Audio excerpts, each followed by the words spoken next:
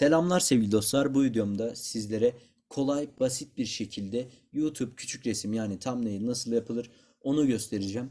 Arkadaşlar öncelikle Photoshop CS6 programımıza giriyoruz.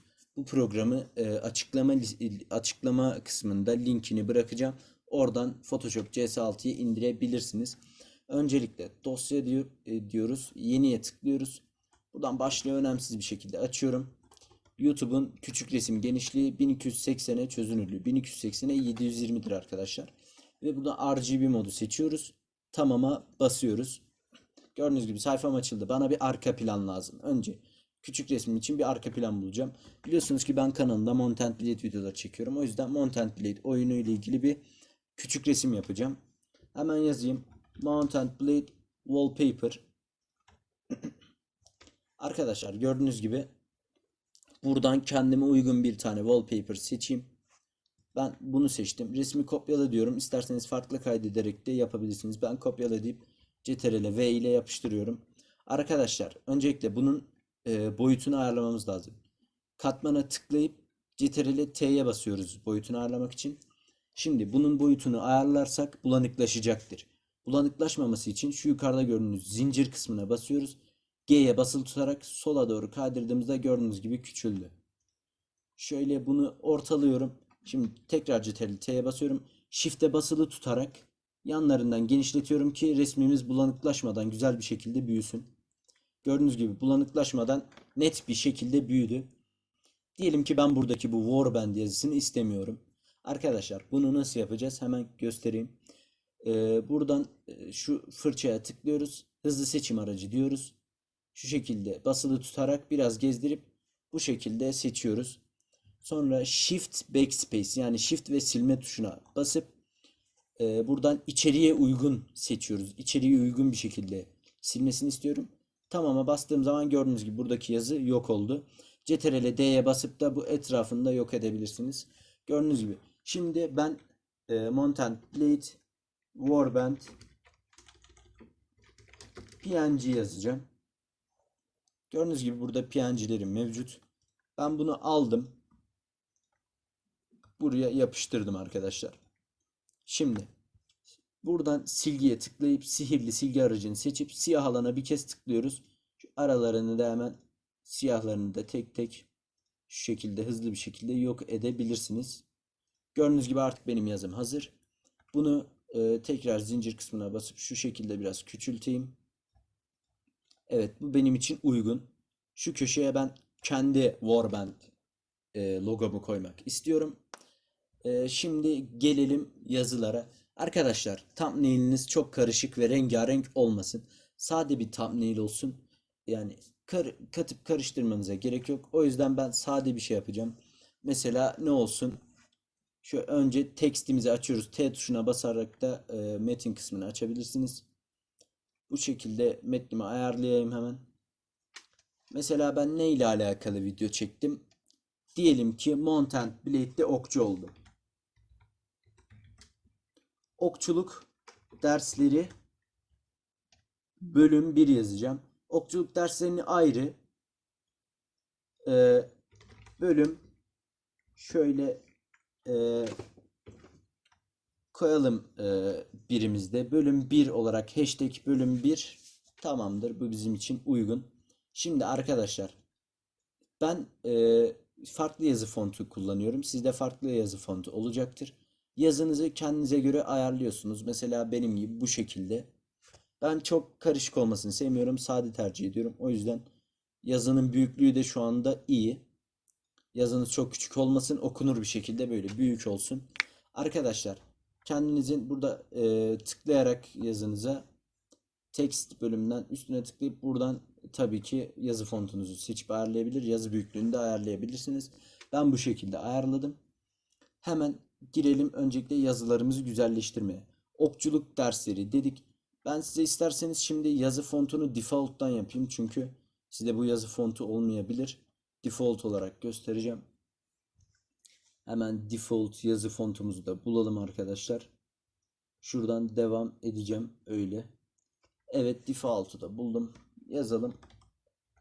Şöyle büyük harflerle okçuluk dersleri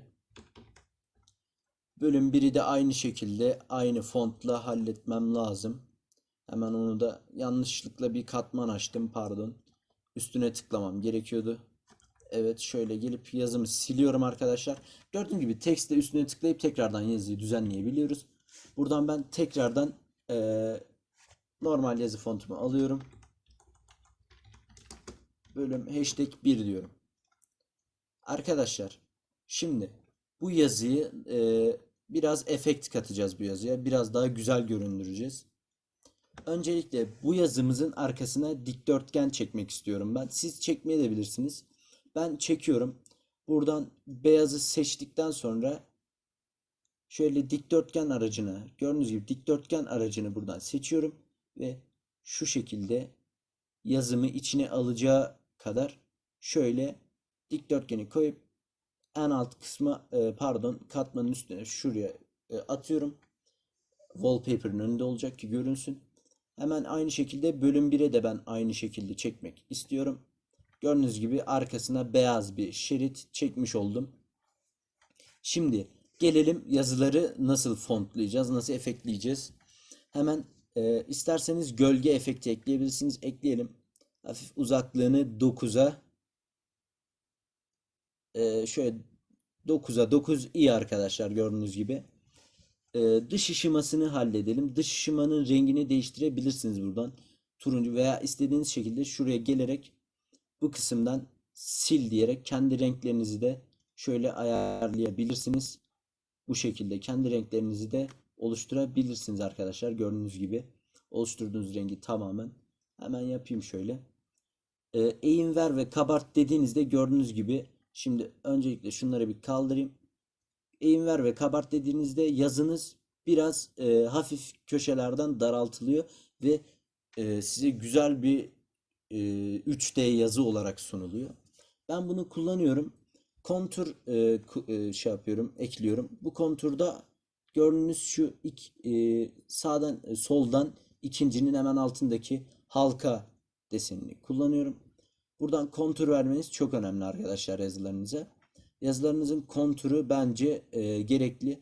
Bu şekilde kontur ayarlayabiliyorsunuz. Çok abartmadan şöyle hafif 7 kontur bence iyi. Benim tercihim bu. Renk kaplamadan rengini ayarlayacağım. Gölgeyi, dış ışımayı ayarladığımız gibi açtım. Pek bir etki etmeyecektir. Gölge açmanız yeterli. Dış ışımayı kapatıyorum.